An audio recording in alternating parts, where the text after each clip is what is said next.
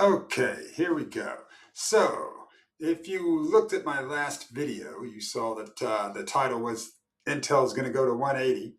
Um, and that was for Monday. And that was a scenario where if different macro events would have happened, if a peace deal would have been reached and there was more appetite in the markets, perhaps it would have. The hype would have continued. But as it turns out, there was no peace deal, and the market kind of shrugged it off. As my original analysis went in that video, if you watched it, you would know that my real prediction was 130, and it closed yesterday at like 129.50 something. So I was pretty close there. Let's see, what was the previous close? 129.44. So yeah, 130. It's pretty close. That's about what it did. Now, though, let's get to the interesting part. What about today? Let's take a look here. All right, so this is what it's doing right now. It's currently at 117.07. It went down as expected. Went down to 115. It's pretty big down there. $12.37.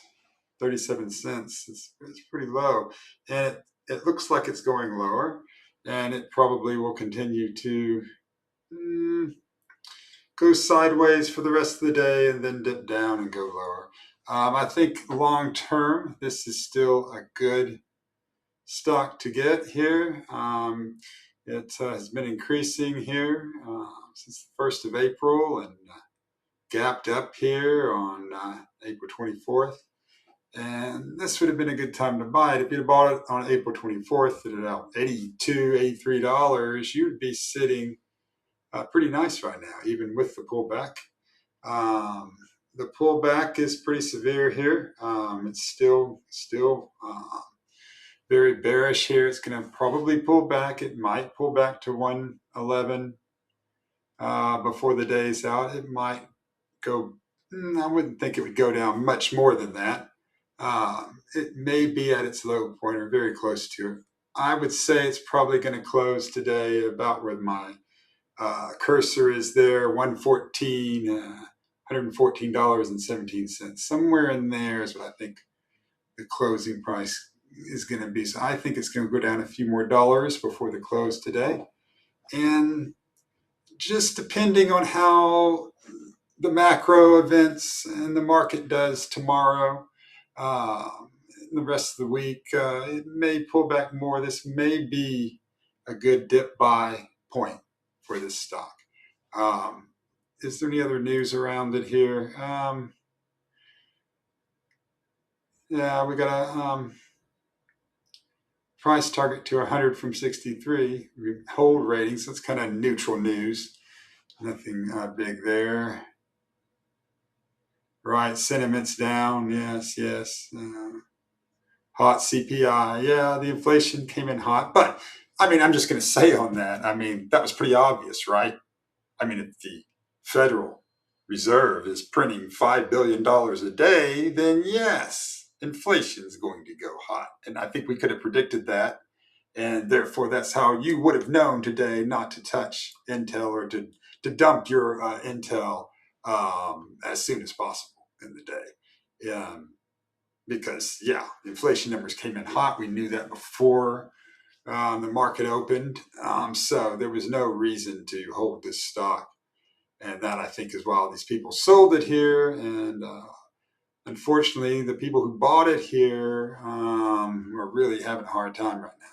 It was a bad time to buy it. And you could have known that from the inflation data. There's going to be risk off and people are going to be bailing. We have, well, that's the futures. We can look at the current market. S&P's down, Dow's it's down. There we go. There's the updated numbers. Yeah, they're all down here. VIX is at 18. Gold is down, $52. That's so all your mining stocks are not going to be doing good, right? Oil's up. Oil's still up. So if you're looking at these macro features here, it's obvious that, and you could have looked in the futures this morning and seen this exact same thing you're seeing now. was in the futures this morning. It was all red. I don't know why it keeps coming back to positive, and then turning red, but it's all red now, except for the VIX, right? And it's up a little bit. So yes, you could have easily predicted this and known this was happening. And I think that, just watch those macro events, because if this tomorrow or later in the week, you start seeing, the VIX go down, you see, you're looking in futures, and you're looking and you see these are all up for the morning, and you look at the other macro news, and there's positive news with the Iran war, or any kind of positive. I don't think we're going to get good positive Fed news for a while, so just expect that to be negative and factor that into your investment decisions. But I think Intel is up for a rebound here, and a continuation. We'll see what the Apple deal leads to. And I'll do some more stocks here for you. All right. I hope you enjoy this. And just of course, as always, as a disclaimer, I'm not giving you any stock advice here. I'm not telling you to buy this stock. I certainly am not telling you. Why would you? That would be insane, right?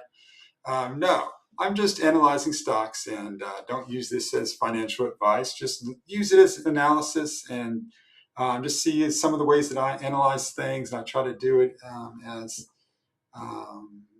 plain as I can, and not get too technical on anything, so that anyone can, without getting too bogged down in the details, look at something and say, yeah, this stock's going to go up today. This stock's going to go down today. All right. Well, thanks, everyone.